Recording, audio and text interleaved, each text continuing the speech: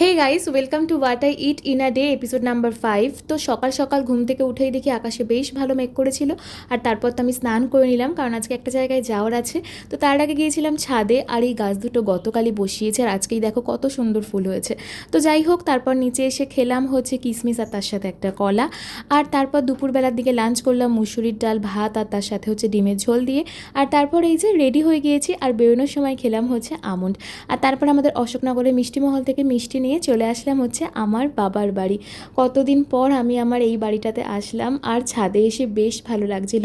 আমার পছন্দের যে কটা গাছ আছে প্রত্যেকটা গাছ এত বড় হয়ে গিয়েছিল যে আমি কি বলবো, আমি অনেকটা দিনে এই বাড়িতে আসিনি।